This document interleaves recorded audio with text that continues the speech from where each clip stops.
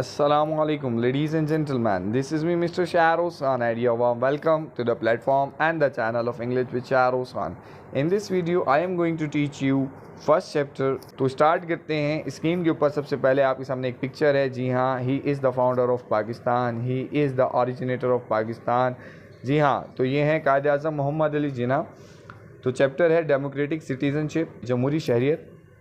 और जो title Quaid on 11 अगस्त 1947, कायद आज़म मोहम्मद अली जिन्ना ने जो पहली स्पीच की थी उसके बारे में है. सो स्टार्ट करते हैं.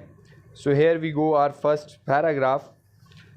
The Qaid Azam Muhammad Ali Jinnah made presidential address on 11 August 1947. कायद आज़म मोहम्मद अली जिन्ना ने पहली सदारती जो खिताब दिया है, बयान दिया है, 11 अगस्त 1947 को दिया है. To the inaugural session of Pakistan's first Constituent Assembly, that was one of the most consequential assertions in the history of South Asia. ये पाकिस्तान की तारीख़ का या साउथ एशिया की तारीख़ का सबसे बेहतरीन सदारती खुतबा तसव्वुर किया जाता है. This historic speech testifies the Qaid's vision of Pakistan. ये जो स्पीच दी गई है ये कायद आज़म मोहम्मद जिन्ना का जो विज़न था, जो नज़रिया था, उसके बारे में बताती है. ऑफ कोर्स यकीनन it reminds about the teaching of the last holy prophet हज़रत मोहम्मद सल्लल्लाहु अलैहि वसल्लम खातिमुन नबीन. और यही स्पीच जो है हमें याद भी दिलाती है जो हमारी तालीमात जो हमारे नबी करीम सल्लल्लाहु अलैहि वसल्लम की हैं, उनकी तालीमात हैं that all the man are equal in the eye of God, के तमाम इंसान जो हैं वो बराबर हैं खुदा की नज़र में. Here is an excerpt of his memorable speech. और जो इनकी स्पीच है वो जो अभी जो हम पढ़ेंगे वो उनकी स्पीच होगी. सो कायद आज़म कहते हैं, ladies and gentleman, mister president. तो जितने भी लोग वहाँ पे मेंशन थे उनको कहा है, आई कोर्डली थैंक यू, मैं आपका तहे दिल से शुक्रिया अदा करता हूँ. विद द अपमोस्ट सिंसेरिटी, इंतहाई खलूस के साथ. For the honour you have conferred upon me, आपने जो एजाज़ मुझे नवाजा है. I sincerely hope that with your support and your cooperation we shall make this constituent assembly as an example. मुझे पूरी उम्मीद है कि आपके ताउन के साथ और हम लोग मिलकर इस दस्तूर साज असम्बली को एक मिसाल बनाएंगे. The world. The Constituent Assembly has got two main functions to perform. इस दस्तूर साज असम्बली के दो अहम काम हैं जो हमें अंजाम देने हैं. The first is the very onerous and responsible task of framing our future Constitution of Pakistan. पहला पाकिस्तान के हमारे मुस्तकबिल के आइन की तश्कील है. मतलब जो पहला हमें बनाना है वो हमें पूरी ज़िम्मेदारी के साथ जो काम करना है वो पाकिस्तान का आइन बनाना है. ठीक हो गया. अब दूसरा सुनिएगा. And the second of functioning as a full and complete sovereign body as a federal legislature of Pakistan. और दूसरा पाकिस्तान की वफाकी मुकन्नना के तौर पर एक मुकम्मल खुद मुख्तियार इदारे के तौर पर काम करना है. ठीक है.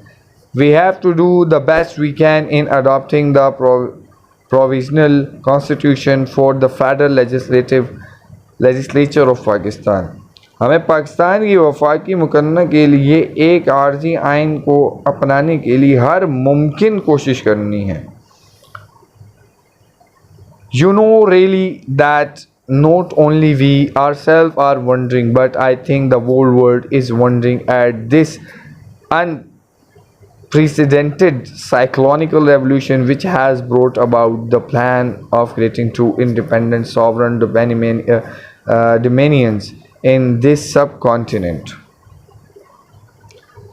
आप वाकई जानते हैं कि ना सिर्फ हम खुद हैरान हैं बल्कि मेरे ख़्याल में पूरी दुनिया इस बेमिसाल तूफ़ानी इनकलाब पर हैरान है जिस पर बर सग़ीर में दो आज़ाद खुद मुख्तियार रियासतों की तश्कील का मंसूबा बनाया है.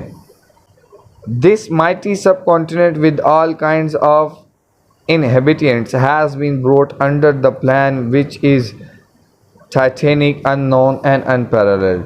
हर किस्म के बाशिंदों पर मुश्तमिल ताकतवर बरसग़ीर को एक ऐसे मंसूबे के तहत लाया गया जो टाइटैनिक, नामालूम और बेमिसाल. और dealing with our first function, हमारे पहले मकसद, ये पहला जो पॉइंट होगा The first and the foremost thing that I would like to emphasize is this, जो पहला है जो बड़ा ख़ास है जिस पे मैं ज़ोर दूंगा, remember that you are now a several legislative body and you have got all the powers, कि अब आप आज़ाद हैं, आज़ाद ख़ुद मुख्तियार हैं, वफा मतलब सब चीज़ें आज़ाद हैं और अब आपके पास तमाम की तमाम पावर्स हैं, ताकत हैं.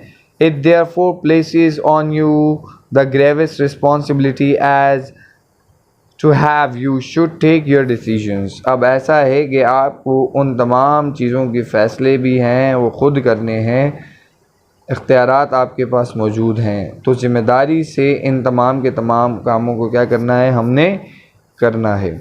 The first duty of the government is to maintain law and order so that the life, property and religious belief of its subjects is fully protected by the state. पहली ड्यूटी ये होगी कि government की कि कानून को, law and order को भाई मेंटेन करें ताकि जानों का, मालों का, मजहबी अकायद का जो पूरी तरीके से रियासत उनकी हिफाजत करे. The second thing that occurs to me is this, one of the biggest curse from which India is suffering is bribery and corruption. दूसरी चीज़ जिससे इंडिया जो सफ़र कर रहा है वो दो बड़ी चीज़ें हैं. पहली ब्राइबरी मतलब रिश्वतखोरी और दूसरी करप्शन मतलब मक्कारी. आपको करप्शन का मतलब तो पता ही होगा. That really is a poison, जो भाई यकीनन क्या है, जहर है. We must put that down with an iron hand. हमें इस चीज़ को ख़त्म करना पड़ेगा, बड़े ही तकड़े हाथ से ज़मीन में दफन करना पड़ेगा. And I hope that you will take educate mayors as soon as it is possible for this assembly to do so. और मुझे यकीन है कि आप इस जो मेरी बात है इस बात पे इक़दाम उठाएंगे जितना जल्दी हो सके मुमकिन हो इस असम्बली के बाद, मतलब इसको पूरा करना है. ब्लैक मार्केटिंग एंड अदर कर्स. जो ब्लैक मार्केटिंग है वो एक और बड़ी लानत है या बदुआ है. ब्लैक मार्केटिंग मतलब जो चीज़ें छुपा लेना और फिर छुपा के उसको डबल महंगा करके बेचना, ज़ख़ीरा अंदोज़ी वगैरह करना. ठीक है.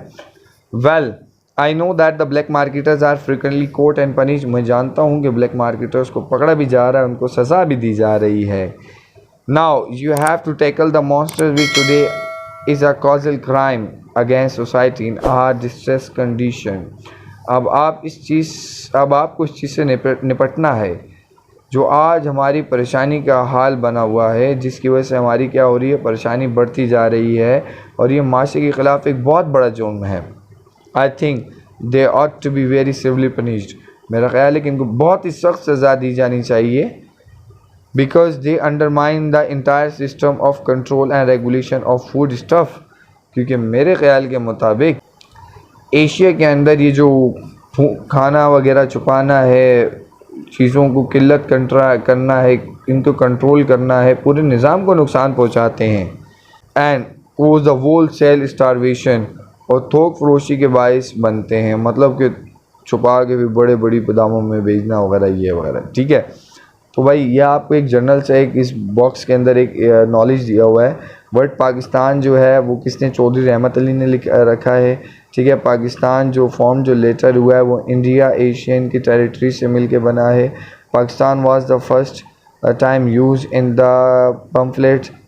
पहली बार जो पम्फलेट के अंदर यूज़ हुआ था नाउ और नेवर इसके अंदर इस्तेमाल हुआ था. When Pakistan got freedom, the last viceroy was Lord Mountbatten. Last viceroy Lord Mountbatten. The first Governor General of Pakistan was Qaid Azam Muhammad Ali Jinnah. समझ आ गए होंगे आपको. The next thing that strikes me is a legacy which has been passed on to us. और अगली चीज़ जो अपने पास जो मिरास वाली चीज़ आ गई है ना, ये चीज़ बड़ी नुकसानदेह. मतलब क्या, एक बंदा अगर कोई बड़ा है तो वरासत के अंदर मिरास के हिसाब से उसको मिलती ही जा रही है. मतलब एक कोई बड़ी पोस्ट के ऊपर है तो फिर अगला भी उसका बेटा उसके ख़ानदान वाले बड़ी पोस्ट पे आते जाएंगे. ये चीज़ सही नहीं है. Along with many other things, इन चीज़ों के साथ साथ गुड एंड बैड, अच्छी और बुरी, has arrived this great evil. ये चीज़ भी हम तक आ गई है.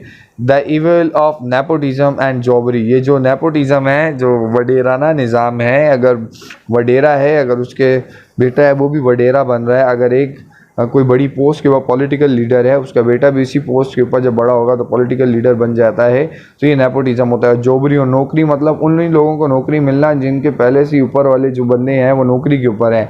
ये चीज़ें भी हैं. ठीक है. इनके बारे में कायद आज़म ने कहा है कि ये चीज़ें गलत हैं. This evil must be crushed relentlessly, इन चीज़ों को दफन कर देना चाहिए, बिल्कुल कुचल देना चाहिए. I want to make it quite clear that I shall never tolerate any kind of jobbery. मैं इस चीज़ को क्लियर कर देना चाहता हूँ कि मैं इस चीज़ को बर्दाश्त नहीं करूँगा. नेपोटिज्म और एनी इन्फ्लुएंस डायरेक्ट और indirect brought to bear upon me, जो मुझे ऐसी कोई भी डायरेक्टली या इनडायरेक्टली कोई भी चीज़ें सुनने को मिली. Now if you want to make this great state of Pakistan happy and prosperous, अगर हम इस मुल्क को अच्छा और बेहतरीन बनाना चाह रहे हैं, we should wholly and solely concentrate on the well being of the people. हमें दिलो जान से क्या करना पड़ेगा, इसकी अच्छाई के बारे में सोचना पड़ेगा. And specially of the masses and the poor, लोगों के बारे में और गरीबों के बारे में. If you will work in cooperation, forgetting the past, bearing the hatches, you are bound to succeed. अगर आप ऐसा करें कि भाई माजी को भूल जाएं, एक साथ काम करें और फसाद वैसे को ख़त्म कर दें, आप कामयाबी पाएंगे. If you change your past, अगर आप बाजी को बदलते हैं, एंड वर्क टुगेदर, और एक साथ काम करते हैं, in a spirit that every one of you, जो जज्बा आपके अंदर मैं देख रहा हूँ, no matter to word community, colour, caste और क्रीड, ही और she belongs is first, second and last citizen of this state with equal rights, privileges and obligation. भाई कोई मामला नहीं है, ज़ात पात का कोई फ़र्क नहीं है, कलर का कोई फ़र्क नहीं है. इस स्टेट के अंदर सारे के सारे बराबर हकूक़ रखते हैं, सब पे जो काम फ़र्ज़ हैं वो हैं. कोई मामलात ऐसे नहीं है, कलर के लिहाज से फ़र्क वगैरह नहीं है, ज़ात पात के लिहाज से कोई फ़र्क वगैरह नहीं है. We should begin to work in that spirit, हमें इस तरीके से, इस अज़म से काम स्टार्ट करना है. And in course of time all these inegalities of the majority and minorities communities, मतलब जो बड़ी तादाद में या छोटी तादाद के अंदर सब बराबर हैं, वो जो इस पॉइंट पे काम कर सकते हैं स्टार्ट कर दें.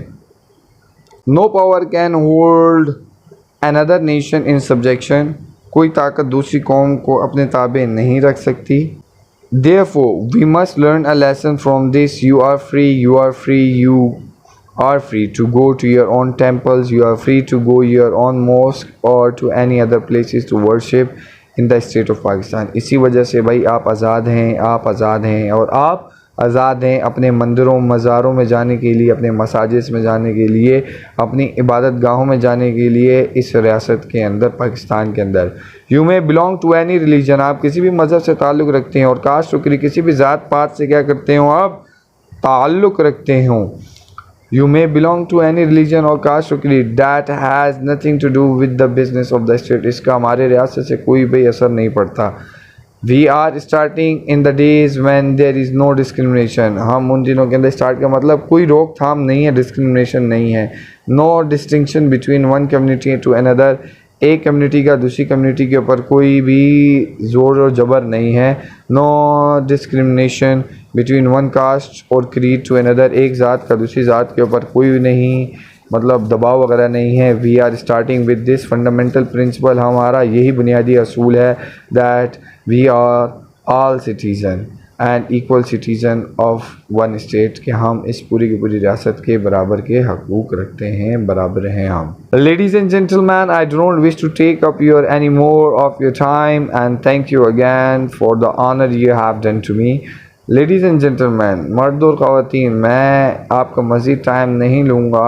मैं बहुत शुक्रगुज़ार हूँ कि आपने मुझे अपने कीमती वक्तों में से या औकात में से टाइम दिया. I shall always be guided by the principles of justice and fair play without any political language, prejudice और ill will. मैं हमेशा से ही जो असूल हैं, ज़वाबित हैं, उनके तहत काम करूँगा. मैं कभी भी असूलों के ख़िलाफ़ नहीं जाऊँगा, ना मैं सियासी ज़बान या बदनीयती से कोई काम करूँगा या ताज्जुब से काम करूँगा. ठीक हो गया. My guiding principle will be justice, मेरे जो असूल होंगे वो इंसाफ के वाले होंगे, कम्प्लीटली इम्पार्शली, जो मुकम्मल और इक्वल होंगे. एंड आई एम श्योर, और मुझे यकीन है, दैट विद योर सपोर्ट, आपके सपोर्ट के साथ एंड कोऑपरेशन के साथ, I can look forward to Pakistan becoming one of the greatest nation of the world. मैं देख सकता हूँ पाकिस्तान को बेहतरीन नेशन बनते हुए पूरी दुनिया की. So guys, it was our complete chapter. उम्मीद करता हूँ कि वर्ड टू वर्ड समझ आ गया होगा. If you have any kind of query, you can ask me in comment box. Before going anywhere, if you have understood it, please do share it, subscribe it. Take care of yourself. Allah Hafiz.